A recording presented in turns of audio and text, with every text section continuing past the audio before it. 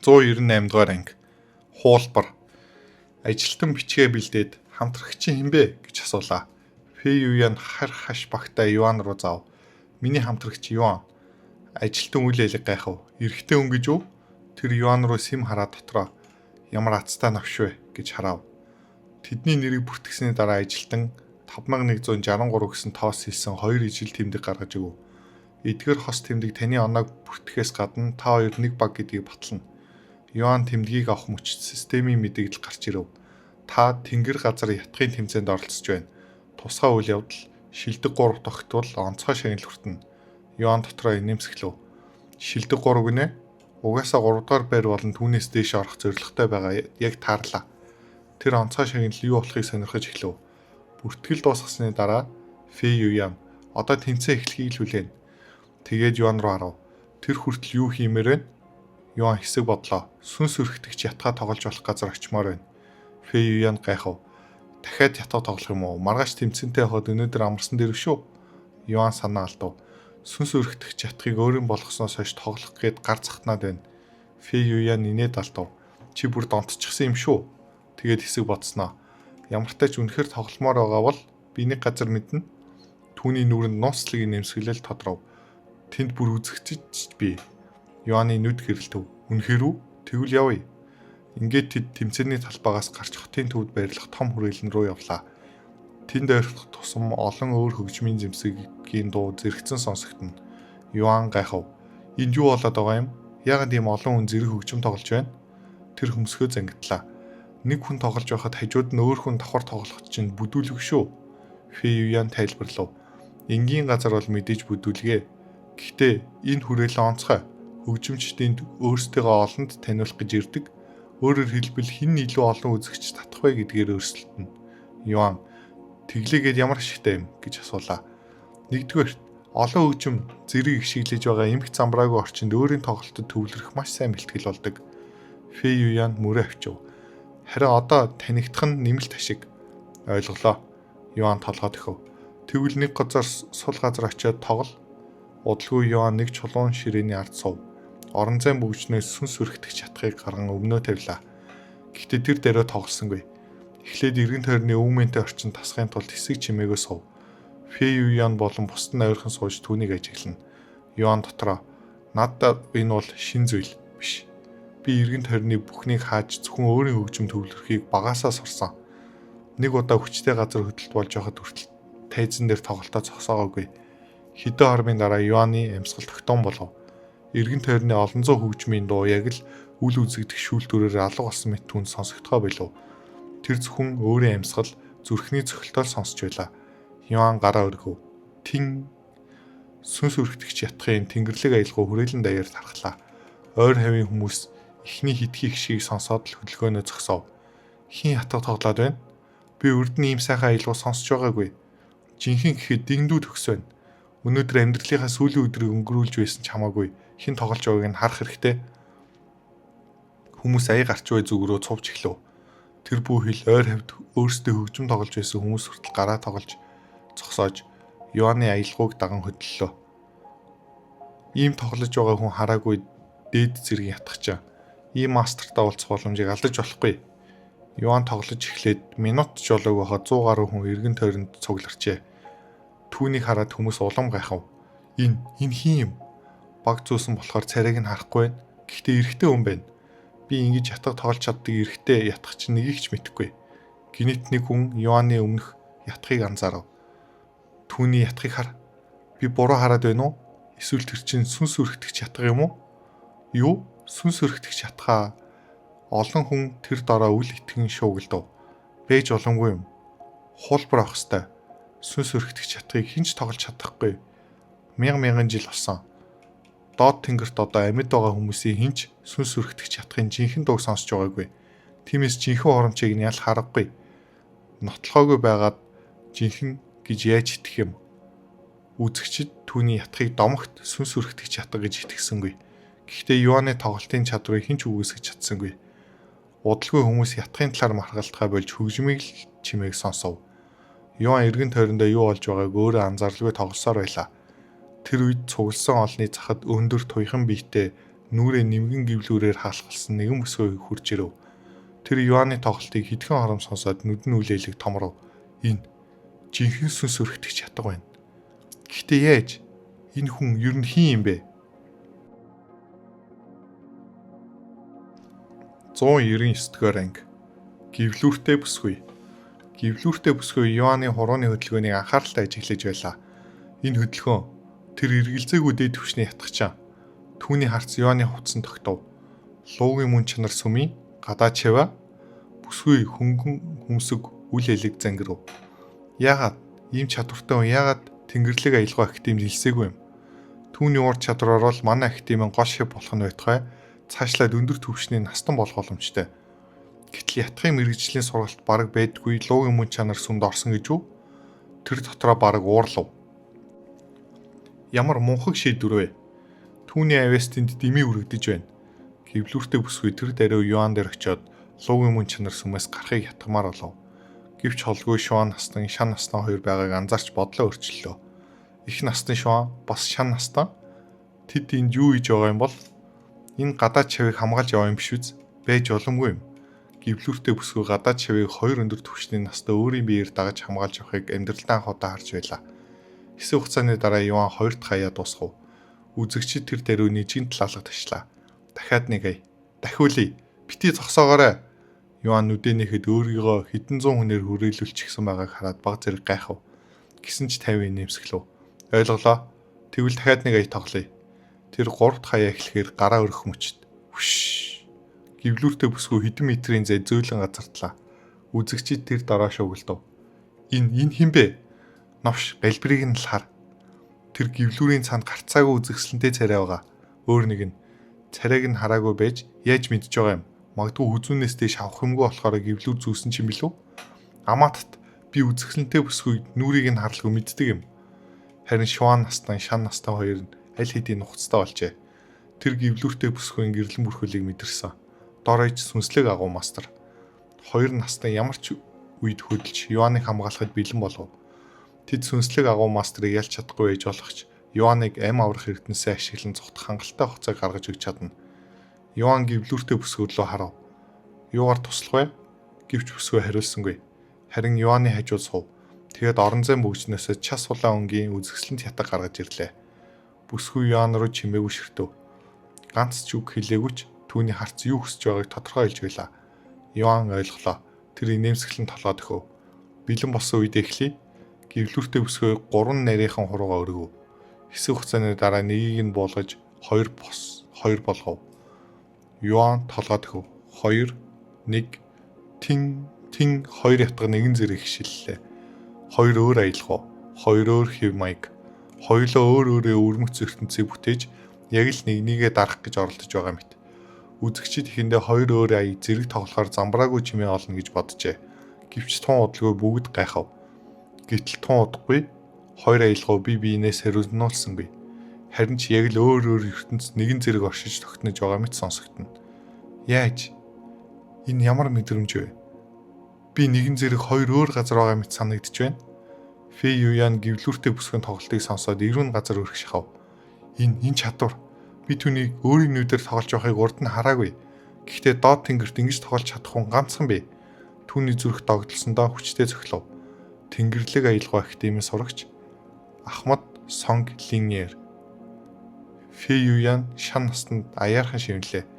Багшаа, би тэр хүнийг Ахмад Сонг гэж бодож байна. Шан насны нүд томров. Итгэлтэй байна уу? Тэр энд юу хийж байгаа юм? Шуан насны тоглолтоос харцаас алгалгүй. Шав Юантай ятгаар өрсөлдөж байна гэв. Фэй Юян толгой төхөв. Ахмад Сонгоос өөр хин ингэж тоглож чадах юм? Тэгээд нэмэв. Мэдээж Юанаас гадна Шуан ухаан сонирхон. Тэгвэл маргаашийн тэмцээнд яах болж байна гэж асуув. Фэй Юян мөрөө авчив. Хэн мэдлээ? Тэр гівлүүртэй бүсгүй рүү харав. Хэрв Ахмад Сонг Юаныг маргааш тэмцээнд оролцоно гэдгийг мэдчихвэл юу ч болж магадгүй. Тин гинт нэгэн өнг эвдэрч тасрав. Бүгд гівлүүртэй бүсгүй рүү харав. Тэр тоглохоо зогсоочихжээ. Бүсгүй үйл ялэг салганах хуруунуудаа ширтв. Тэр өөрийгөө ялагдсан гэдэгт итгэж чадахгүй байлаа. Тэгээд Юан руу харав. Юан орчин тойрны огт анзааралгүй хөгжмөдөө бүрэн автсан хэвээр гівлүүртэй бүсгүй дотроо ганц аяч биш. Ердөө хагас саяын дотор намайг өөрийн тоглолтод төвлөрч чадахгүй болгочихлоо. Түүний зүрхэнд өрд мэдэрч байгаагүй нэгэн мэдрэмж төрөв. Энэ ятгах чинь яг хин юм бэ? Хаанаас гарч ирсэн хүн юм бэ? 200 дугаар анги. Олны нүдэн дээр булаах гэж оролдов. Гивлүүртэй бүсгүй тоглохоо зогсоосноос 2 минут орчмын дараа Юан аяа зуусгав. Тэр нүдээ нэгэд гивлүүртэй бүсгөрөө тунгалаг харцаар харав. Багныхаа цаанаас нь нэмсгэлээ. Үнэхээр зугаатай байлаа. Надтай хамт тоглосонд баярлалаа гэлээ. Гивлүүртэй бүсгүй Юаны нүд рүү хэсэг чимээг өшөртөв. Ямар нэгэн зүйл нухацтай бодож байгаа мэт. Удалгүй сөнг нам хоолоогоор Тэнгэрлэг аялгаа ахтын дэлсүүл ямар вэ гэж асуулаа. Тэр шууд үргэлжлүүлв. Хүссэн байр суурьаа сонгож болно. Юан төдийгүй тэнд байсан бүх хүн мэл гайхлаа. Гэхдээ би луугийн мөн чанарс өмнөс шав шүү дээ гэж Юан бодилсан янзтай хэлв. Гивлүүртэй бүсгүй 50 толгой төхөв. Мэднэ. Тэгээд эцэн шинжгүй. Тэндээс гараад манай түрээ дээр үзэгчид бүрч их алмаарцгаав. Чи хөгжимчдөр дүүрэн Тэнгэрлэг аялгаа ахтын байх ёстой. Юан хариулахаас өмнө бүсгүй зүүн гараараа нүүрнийхээ улаан гивлүүрийг айжмаар татав. Түүний жинхэнэ төрх олны өмнө ил гарлаа. Үзэгчид яг л охин тэнгэр газарт бууж ирснийг харсан мэт амьсгаагаа төгжөв. Энэ чинь Ахмад сонг. Юу энэ бүх хугацаанд Тэнгэрлэг аялгаа ахтын өдөртөгч байсан юм уу? Тэгэхээр тэр багтаа ятгах чи Ахмад сонгийг ятгаар ялцглаа гэж үү? Итгэмээргүй юм. Фэй Юян доглосон өнгөөр үнэхээр Ахмад сонг вэж гэж бовтнов. Өөрийгөө илчилсэн сонг лиер суудлаасаа босов. Тэгээд Шуан настан, Шан настан хоёр руу нухацтай харав. Би өрд нь өөр бүлэгмийн наснуудын нүдэн дээр шавийг нь булаах гэж оролдож байгаагүй. Түүний хоолой 50-ч шийдэмэг байлаа. Өнөөдрийн үйлдэл миний нэр хүнд сэв суулгаж магадгүй. Бас би луугийн мөн чанар сүмийг хүндэлдэг. Тэр Юан руу нэг харлаа. Гэхдээ ийм авьяастай хүнийг хөгжин бараг заадаггүй. Луугийн мөн чанар сүмд байгаад хараад зүгээр сууж чадахгүй байна. Тэр анханасаа манай ахт дэмдвш луугийн мөн чанар сүмд илсэнд би үнэхээр харамсаж байна. Сонглиер 2 наснд хандан. Тиймээс та хоёр миний сэтгэлийг ойлгоно гэж найдаж байна. Шуан настан болон Шан настан хоёр л хэлэх үггүй болов. Тэнгэрлэг аялгаа ахтимээс сурагч өөрийн биеэр бүр олны нүдэн дээр шавийг нь булаах гэж оролдох өдөр ирнэ гэж төсөөлж байсангүй. Гэхдээ Сонглиер тэдний хүзүүнд хутга тулган шаардсан ч Юан шиг үнийг зүгээр тавьж явуулах бодол 2 наснд огт байхгүй. Юаны тулааны орлогын авьяас хөгжмийн авьяасаас нь илүү биш юм ахэд дор хаяж энэ тэнцв. Тиймээс хүнээс сайн дураараа татгалзна гэдэг боломжгүй. Шуан настай эцэст нь 50 өнгөр Ахмад сон таны сэтгэлийг ойлгож байна. Тэр баг зэрэг нэмсгэлв. Гэхдээ энэ асуудлыг би шийдэх хэрэггүй. Сонглиер хөмсгөө зангидлаа. Шуан наст үргэлжлүүлв. Хэрэг үнэхээр энэ яриаг цааш үргэлжлүүлэхийг хүсэж байгаа бол манай бүлэгмийн өдөртөгчтэй ирсэн дэр тэр зөрүүд чулуун зангаараа алдартай Сонглиер өөрөө маргалдахыг хүсээгүй тул бүх асуудлыг Лонг ижүүд шилжүүлчихв. Лонгиер хэсэг бодлоо. Юан шиг хүнийг авах боломж гарвал луугийн мөн чанар сүм хүртэл очих нь байтугай ертөнцийн нөгөө зах хүртэл явсан ч үнцэнтэй мэт санагдана. Гэтэл Юан гинт Ахмад сонг та манай өдөртөгчтэй ярилцах шаардлагагүй гэв. Сонглиер түн рүү харав. Юан үргэлжлүүлэн намайг хтийн доо өрсөнд баярлаа. Гэхдээ над луугийн мөн чанар сүмээс гарах бодол байхгүй. Сонглиер хөмсгөө улам их зангидав. Яагаад? Тэр Юан руу шууд чиртэн. Луугийн мөн чанар сүмд чамайг ингэтлээ хорогдох юу байгаа юм? Би амьдралдаа чам шиг хөгжмийн авьяастай үнийг харж байгаагүй. Түүний хоолой улам ширүүсв. Чиний байх ёстой газар луугийн мөн чанар сүм биш. Жинхэнэ авьяасаа бүрэн хөгжүүлж чадах Тэнгэрлэг аялгаа ахтив. Сонглиерийн нүд гэрэлтэн. Хэрв чи манай ахтын дэлсвэл ятхын охин тэнгэр шиг биш юм ахэд түүнээс тутгааргүй алдартай өчмчөн болж чадна. Юаны нүүрэнд өөрөө ирэхгүй гашуун нэмсгэл тодров. Би луугийн мөн чанар сүмд хийх ёстой зүйлтэй. Тиймээс одоохондоо гарч чадахгүй. Тэр хэсэг завсарснаа. Дээрэс нь хөгжим бол одоогийн миний хувьд ердөө хобби. Би ахиж мэрэгжлийн хөгжимчин болох бодлого. Юу? Сонглиер үнэхээр цочирдов. Хөгжим ердөө хобби гинэ? Тэр Юаныг үл итгэсэн харцаар ширтэв.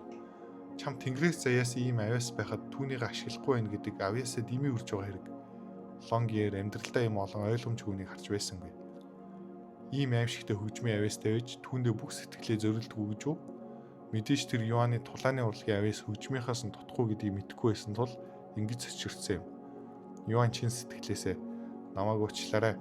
Би амьдралдаа хангалттай удаан хөгжим тоглосон. Түүний хоолой үйл хэлэг гүнхтэй болов. Тийм болохоор ахиж өмнөх шигээ бүх амьдралаа хөгжим зориулахгүй гэж шийдсэн. Сонг Линер Юан руу муухаар гэсэн ч шууд маргасангүй. Хэсэг хугацааны дараа гүн амьсгаа аваад иргэв. Тэгээд холдон алхах зураа. Чи намайг сүүлчийн удаа харж байгаа юм шүү гэж хэллээ.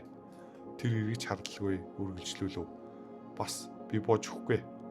Тэмцээний дараа луугийн мөн чанар сүмд өөрийн биеэр очино. Ингэж хэлээд Сонглын ярьж олны дунд алгалав. Түүнийг явсны дараа Шуан настай Юан дээр хурч ирэв. Илүү их үүмэн болохоос өмнө эндээс явцгаая. Юан толгойд өгөв. Удалгүй бүгд хүрээлэнгээс гарч одлоо.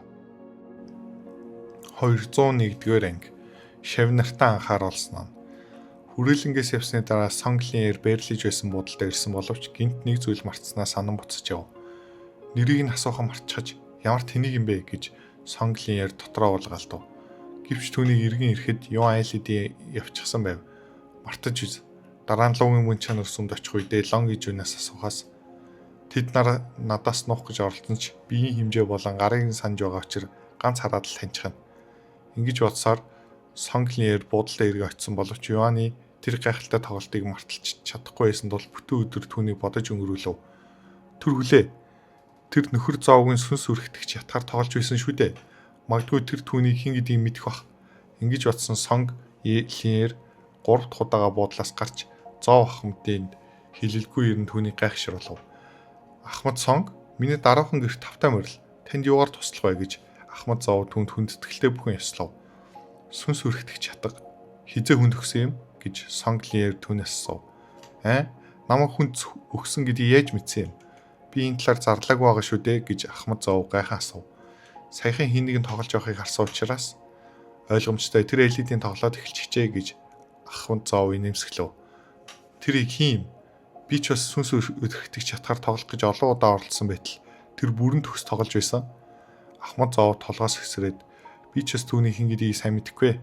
Түүний царай болон луугийн мөн чанар сүмийн шав гэдгээс бусдаар шүү дээ гэв. Хүлээ чи түүний царайг харсан гэж үү? Тэр ямар хөө харагддаг юм гэж Сонг Линер сонирхоо асуув. Тэр их царайлаг байсан. Царайлаг хүү. Тэгээд түүнийг таниагүй гэж үү? Яаж түн шиг авислаг нэгэн хинч биш байдаг үлээ гэж Сонг Линер асуув. Ахмад зоов мөрөө авчаад мэдх юм алгаа гэв. Сонг Линер цааш асуулгүй чимээгүй бодцохсов. Гэтэл хэсэг чимээгүй байсны дараа Ахмад зоов гинт нэг зүйлийг санав. Тийм. Түүнийг Юан гэдэг. Бас Юянтай хамт тэмцээнд оролцож байгаа гэв. Тэр ясаа гэж Сонг Линер гайхсандаа чангаар уулгаалтав. Хэрвээ Юан шиг нэгэн тэмцээнд оролцох юм бол тэмцээн гэхээс илүү нэг талыг барьсан тоглолт болж хувирах биз? Болохгүй зүйл байгаа гэж үү гэж Ахмад зоов асуув. Үгүй ээ. Түн шиг нэгэн тэмцээнд оролцох юм бол маш том шуугиан тарих нь ойлгомжтой. Би түн шууд нэгдүгээр эрийг өгөө тэмцээнийг дуусгасан ч болохгүй зүйл байхгүй. Түүнийг тийм өндрөөр үнэлж байгаа гэж үү? Таны хин нэг ингэж магтаж байгааг анх удаага л харж байна. Хэрв шав нар ч үүнийг сонссон бол ойлгох бах та гэж Ахмад зоов инээд алдав. Тэд хүснээрээ уйлж болно. Гэхдээ гомдлох гэвэл эхлээд магтуулахар хэмжээний авьяасаа харуулах ёстой. Ямар ч тач би ингэж явлаа. Цаг гаргасанд баярлаа. Ахмад зоов толгой төхөөд манай гэрийн хаалга өргөж нээлттэй Ахмад зоов гэв. Тэгээд Сонг Линер удалгүй зоов гэр бүлийн харшаас гарч яв. Юан гинэ гэж Сонг Линер гэвлүүргийнхээ араас амдаа бувтан алхах бөгөөд түүний эмгтээлийг би хаа олон хүний харцыг булааж байв. Хэсэг хугацааны дараа Сонг Линер өөр нэгэн буудалд ирэв. Эргээ тавтай морил Ахмад Сонг гэж ажилчид шуудхан түүний хөхтөө ав. Шавнэр минь байгаа юу гэж Сонг Линер асуув. Тийм ээ, тэд одоогоор өрөөндөө байгаа. Сонг Линер толгой тохин тэдний өрөө рүү явлаа.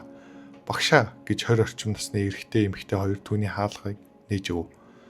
Айван Вэйканг над хэлэх чухал зүйл байна гэж Сонг Линер нухацтай царай гарган хэлээд гівлүүрээ тайлан үргэлжлүүлв. Энэ удаагийн тэмцээн дээр та хоёр өөрсдийн авьяас болон оршихуйд эргэлзэхэд хүрэх чадварлаг нэгэнтэй таарах болно. Шавнар нь мэл гайхан сонсох бөгөөд багш нь яагаад тэдэнд тэмцээний өмнө ийм зүйл хэлэх болсныг ойлгохгүй байв. Та хоёрыг бэлтгэлтэй байгаасаа гэж хэлж байгаа юм шүү. Та хоёр аль хэдийн төрүүлчихсэн юм шиг тайван байгаа учраас хэлж байна. Миний шав байлээгээд бардах хэрэггүй. Таны шавгээд бусдыг дорд үтсэн дөөчлөөрөө багшаа гэж Шавнар түнд бүхэн уучлахгүй. Сонглиер толгой дохиод удалгүй өөрийн байрлаж буй буудал руу алхав. Багш яачихсан юм бол нэг л с ижигтэй ах чинь. Багш өргөж өөртөө ихтэй бардам мэт санагддаг байтал би сая тийм зүйл мэдэрсэнгүй гэж эрэхтэй шив Вэй Канг бовтнов. Түүнийг ийм байхыг харж байгаагүй юм байна. Магадгүй ямар нэгэн зүйл тохиолдсон байх гэж Айван санаа алдаад үргэлжлүүлв. Сая явээслэг нэг оролцсон гэж хин нэгнийг магтсан уу? Түүний шав нарынхаа өмнө хин нэгнийг магтана гэж төсөөлж байсан. Би илүү их догтлоод эхэллээ гэж Вэй Канг нэмсгэлэн хэлв. Би ч бас. Таалагдсан бол лайк дарж Wildcard аудио сувгийг subscribe хийгээрэй. 202 дугаар анги. Шүүгчдийг танилцуулъя. Эрхэмсэг дэлбээ зочид буудалд ирснийхаа дараа шан настан санаа алдаад чамайг авьяасаараа өдөрдөгч сонгийн анхаарлыг тэмцээний үеэр татна гэж мэдж байсан. Тэмцээний өмнө таарчихна гэж сансангүй. Бүр чамайг булаах гэж оролдлоо. Төвхтөө болж ирэх болтой гэв. Яагаад төвхтөө болно гэж би түүний урилгаас татгалцсан шүү дээ гэж Юан асуув. Түүний урилгаас татгалцлаа гэд тэр зүгээр буугаад өчөхгүй. Шав Юан бас сонг ахмадын заг мэддгийн хувьд тэр залхах хүртлээр чамайг булаах гэж оролдож таараа. 10 жил болдгоо юм ихэд дорж хэдэн жил болох бах. Өдөрдөгч түүнийг ятгаж дүнгэнэл гэж найдаа гэж Шуан настан чангаар санаа алдав. Ямар ч тач өнөөдөртөө буудалтай үлд одоо бид ярьж байх зур хүрээлэнд босон зүйл олонний хүний амыг дамж жиж тарсан байх ах. Яг л Шуан насны хамгаснаар хүрээлэнд байсан хүмүүс ловын мөн чанар сүмийн үл мэддэх ятгах чинь Тэнгэрлэг аялгаа академиэс өдөрдөгч Лонгиерийг ятгаар өрсөлтийн ялсан талаар тарааж байв. Мэдээж хэндээ хүмүүс тэрхүү цуу ярианд итгээгүй боловч олон үеийн талаар ярьж нэр хүндтэй хөгжимч хүртэл гэрчиж байсан учраас сонссон хүмүүс айжмар итгэж эхлэв. Маргааш тэмцээн эхэлтэл хийх юмгүй юм чинь өнөөдөртөө гарыг гэд Юан тоглоомоос гарч бодит ертөнцид бясалгал хийн өдрийн төгсгөл 7 дугаар түвшний сүнслэг дайчин болж чадсан юм. Маргааш нь Юан эргэн тоглож эхлээд бэлтгэлээ базаан цугларалтын талбайд очив. Та хоёрт амжилт хүсье. Бид үзэгчдийн хэсгээс харж бай гэж шан настан цугларалтын талбайн гадна ирчгээд хэлв. Амжилт хүсье Юан, чамайг дэмжих болно гэж Шуан ухаан нүүр дүрэн нэмсгэлэн хэлв. Амжилт шив Юан гэж Минлийн хэлв. Амжилт хүсье бас зугаатай байгаарай гэж Шуан насны нэмсгэлэн хэлв. Баярлалаа гэж Юан тэдэнд хэлчихэд Фэй Юяныг даган цугларалтын талбай руу оров. Өнөөдөр хүн арай цөөн бах чинь юу болсон юм гэж Юан өчигдрийнхээс цөөн байгааг харан гайхаа асуув. Одоо бол энэ зөвхөн оролцогчд л байх хэрэгтэй. Ямар тач хаалга хаагдаж тэмцээн эхлэхэд 1 цагийн хугацаа байна. Тэр хүртэл хүлээх газар олцгоё гэж Фэй Юян хэлв. Юанч толгой дохин түүнийг дагаж хоосон модны доор хүлээв. Хардаа тэр луугийн мөн чанар сүмийн дагин Фэй биш үү? Энэ жилийн тэмцээнд ч бас оролцож байгаа юм байна. Хамтрагчны юм бол бас яагаад баг зүүчихсэн бол бусад оролцогчид Фэй Юяныг анзаарн зарим нь түүнтэй мэдлэгээр ирэв. Сайн уу дагин Фэй? Би Ван гэр бүлийн Ван хуу. Өмнөх тэмцээн дээр чиний тоглохыг хараад би ятад тоглож эхэлсэн юм шүү. Дагин Фэй намайг санаж байна уу? Би өмнөх тэмцээнд 8-д орсон. Дуу руухгүй байна. Фэй Юян тэднэрөө хараад над битгий саатвал би тэмцээндээ төвлөрөх гэж хичээж байна. Чилчих завтай байгаа юм бол тэр цагаа өөртөө бэлтгэж зарцуул гэв. Тэд түүнээс ийм хариулт авсандаа гайхсан боловч Фэй Юян нэрчүүдээс сайгаа барьдаг нэгэн байсан тул тийм ч гинтийн зүйл байсангүй. Харин тэр үед Юан эргэн тойрны ажиглан хин нэгнийг хайж байгаа мэт орж ирж буй хүмүүсийг харж байв. Үндэ Юан хэр олон тоглогч тэмцээнд оролцож байгааг ажиглаж байсан юм. Цаг хурдан өнгөрч нэг мэтгэд хаалга хаагдав. 100 удаагийн ятхын тэмцээнд тавтай морил гэж танил нэгэн оролцогчдын өмнө гарч ирэн зарлав. Ахмад зов байна гэж Юан түүнийг хараад бовтнов. Би зов өгт. Мөн энэ удаагийн тэмцээний шүүгчээр ажиллана гэж Ахмад зов хэлээд үргэлжлүүлэн надтай хамт шүүх 2 эрхмийг танилцуулъя. Түүний хэлж дуусны дараа 2 хүн хажууд нь бууж ирэв. Нэг нь час улаан хувцастай гівлүүртэй бүсгүй байсан бол нөгөө нь өндөр нуруутай дунд насны эр байв. Миний зүүн талд Тэнгэрлэг аялгаа академийн удирдагч Ахмад сонг зогсож байна гэж Ахмад зов сонгийн яриг танилцуулав. Тэгээд өндөр эрхтээрөө заагаад харин энэ эрхэн бол энэ удаагийн тэмцээний ивент тэтгэгч Тэнгэр газрын өргөөний жин настаа. Шүүгчдийг танилцуулсныхаа дараа Ахмад зов үргэлжлүүлэн энгийн үед оролцогчдыг хувааж эцсийн шат хүртэл тус бүрдэн оноо өгдөг боловч энэ жилийн тэмцээн арай өөрөөр явагдана гэв. Ахмад зов тэмцээний талаар ярьж байх зур сонглиер хин нэгнийг хайж байгаа мэт байлаа. Олчихлоо. Тэр үнэхээр энэ тэмцээнд оролцож байгаа юм байна. Сонглиер хар багтаа Юаныг хараад ийм бодох ба яагаад ч юм зүрх нь хүчтэй цохилж байв. Энэхүү зохиолын үргэлжлэлийг уншихыг хүсвэл wildcard.audio.com сайтаар зочлоорой. Дараагийн ангиар дахин уулзах хүртэл түр баяртай.